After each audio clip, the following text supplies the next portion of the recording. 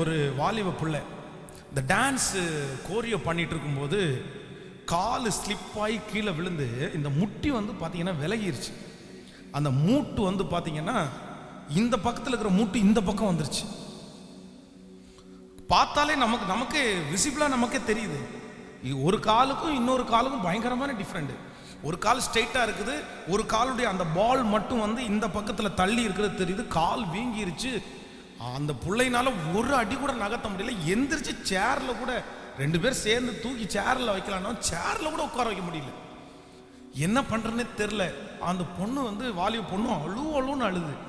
சரிம்மா பரவாயில்ல, உனக்கு என்ன இருந்தாலும் ரெடி பண்ணிக்கலாம், நீ ஒன்றும் பயப்படாத, நீ எதுக்கு அழுறன்னு கேட்டால், இல்லை எங்கள் அப்பா வந்து போவே கூடாதுன்னு சொன்னார், சர்ச்சுக்கெல்லாம் போகக்கூடாது அப்படின்னு சொன்னார். நான் தான் வந்து எங்கள் அப்பாவுக்கு தெரியாமல் நான் வந்துட்டேன், எங்கள் அம்மா அப்பா வேலைக்கு போவாங்க, நான் வந்துட்டேன்.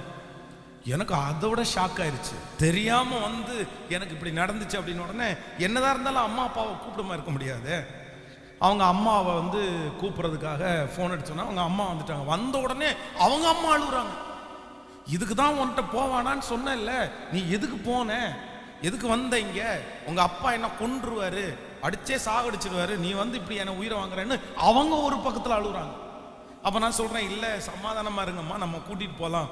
அப்போ வந்து நம்ம சர்ச்சில் ஒர்க் பண்ணுற அந்த கங்கா ஹாஸ்பிட்டலில் ஒர்க் பண்ணுற பிள்ளைங்களை வச்சு என்ன நடந்துச்சு, இதுக்கு என்ன பண்ணலாம் அப்படின்னு பார்த்தா ஃபோட்டோ எடுத்து அனுப்புங்கன்னு போனால் ஃபோட்டோவை பார்த்தா அவங்க என்ன சொல்கிறாங்கன்னா 40,000 ரூபா ஆகும், 40,000 அனஸ்தீசியா கொடுத்து தான் அந்த முட்டியை வந்து சரி பண்ண முடியும். அந்த பால் விலகிருச்சு, திரும்ப அகைன் அதில் ஃபிக்ஸ் பண்ணணும்னா 40,000 ரூபா செலவாகும் அப்படின்னு. எனக்கு என்ன பண்ணுறேன்னு தெரில. ஆண்டவரே, இவ்வளோ செலவில் திரும்பி 40,000 ரூபா செலவு பண்ணணும். அப்புறம் அந்த குழந்தைக்கு நான் வர்ற திங்கக்கிழமையிலேருந்து அகைன் ஸ்கூல் ஸ்டார்ட் ஆகுது, ஸ்கூலுக்கு போகணும். அவங்க அப்பா என்னதான் இருந்தாலும் திரும்ப திரும்ப திரும்ப சொல்லிகிட்டே இருப்பார் அப்படின்னு ஒரு பெரிய சஞ்சலம் போயிட்டே இருக்கு.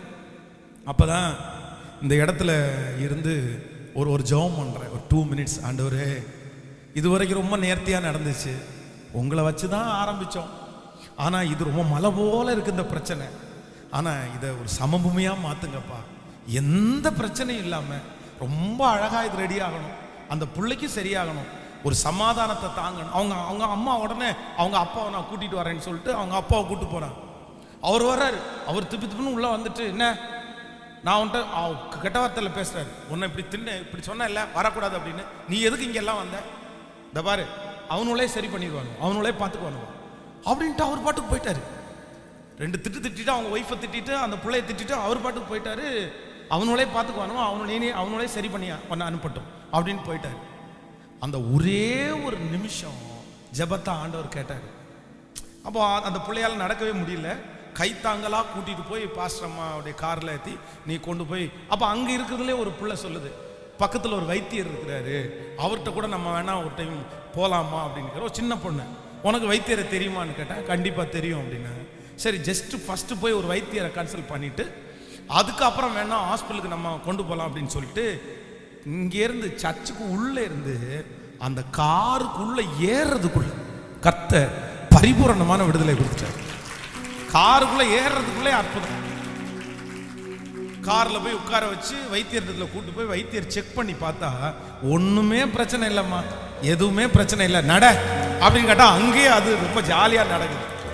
வெறும் 100 ரூபா கொடுக்க சொன்னாரம்மா. ஒரு 100 ரூபா கொடுத்துருங்கம்மா அப்படின்னா அந்த 100 ரூபாவை கொடுத்து அந்த அவ்வளோ பெரிய செலவை ஒரு சின்ன ஜெபத்தில் ஆண்டவர் கேட்டு மலை போல இருந்ததை கர்த்தர் மெழுகு போல மாற்றினார். ஆமே, நம்முடைய ஆண்டவருடைய பிள்ளைகள் எந்த சூழ்நிலை வந்தாலும் நீங்கள் பயப்படாமல் என்ன பண்ணணும்னா ஃபஸ்ட்டு ஜெபத்துக்கு ரொம்ப முக்கியத்துவம் கொடுக்கணும். அதான் ஒரு துக்க செய்தி காதுகளில் கேட்குது. நெகேமியா அவனுடைய இருதயத்தில், தன்னுடைய இருதயத்தில் அப்படி ஒரு எழுப்புதல் வருது.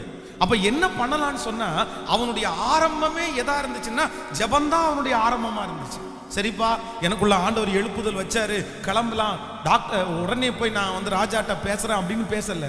ஃபர்ஸ்ட் அவன் இஸ்ரவேலின் தேவனாகிய கர்த்தரை நோக்கி ஜெபம் பண்ணி, அதுக்கப்புறம் அவன் துக்கமா இருந்த உடனே ராஜா கேட்கிறாரு, என்னப்பா துக்கமா இருக்கிற, உன்னுடைய துக்கம் வந்து வேற எந்த துக்கம் இல்லையே, என்னமோ வித்தியாசமா தெரியுது. உடனே வேதம் சொல்லுது அவன் திரும்ப ஜெபம் பண்ணி ஸோ ஜெபத்திலேயே ஆரம்பிச்ச அந்த ப்ராஜெக்ட் பார்த்தீங்கன்னா ரொம்ப அழகா, எத்தனை தடைகள் வந்தாலும் அந்த தடைகளை எல்லாம் மிஞ்சி அந்த காரியத்தில் கர்த்தர் பெரிய வெற்றியை கொடுத்தார்.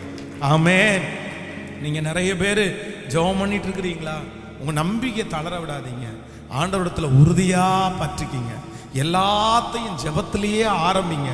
நீங்க ஜெபத்துல செய்கிறத கர்த்தர் வெற்றியாய் மாற்றி தருவார். ஆமென் சொல்லுங்க பார்க்கலாம்.